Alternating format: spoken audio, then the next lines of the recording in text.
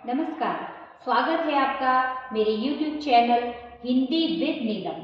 तो बच्चों, आइए देखते हैं, आज हम समास पढ़ेंगे द्विगु समास के विषय। ठीक है, तो द्विगु समास की सबसे पहले परिभाषा देखते हैं क्या है। द्विगु समास भी तत्पुरुष समास का ही उपभेद है, अतः इसका भी पूर्व पद, पहला वाला जो पद है वो गौण होता है तथा उत्तर पद प्रधान होता है। ठीक है, और द्विगु समास की एक महत्वपूर्ण बात यह है कि द्विगु समास में जो पहला पद होता है वो संख्यावाची होता है।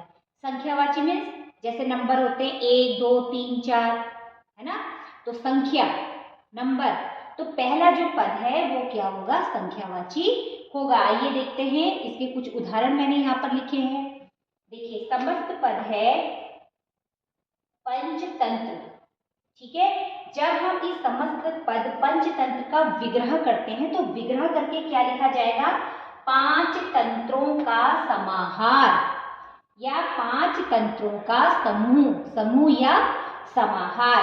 तो मैंने देखो अभी आपको बताया था कि द्विगु समास की महत्वपूर्ण बात क्या है कि इसका पहला जो पद होता है वो संख्यावाची होता है। तो पंच मीन्स 5, तो पहला पद क्या है, संख्यावाची होता है। और जो उत्तर पद होता है वो क्या होता है, वो किसी समूह का बोध कराता है।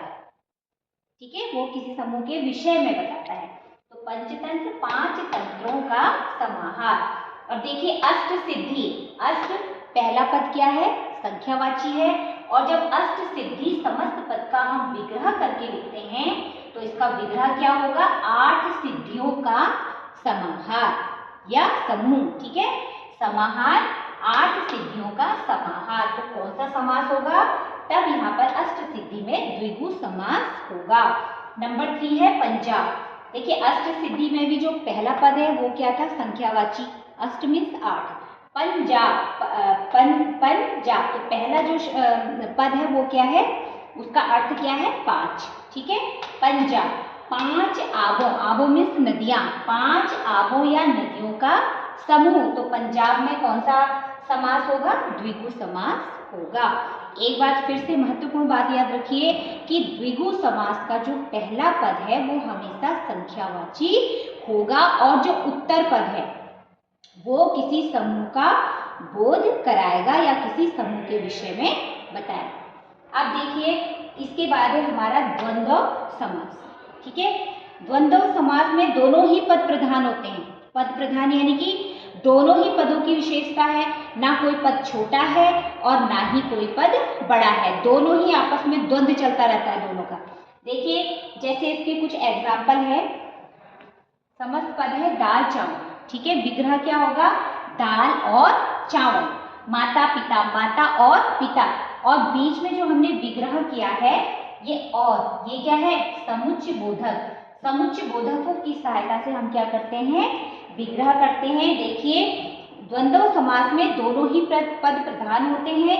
समस्त पद बनाते समय दोनों पदों को जोड़ने वाले समुच्चय बोधक, आप इन दोनों पदों को जोड़ने वाले समुच्चय बोधक कौन से, ये देखो, और कौन कौन से होते हैं, और तथा या, ये क्या है, समुच्चय बोधक है।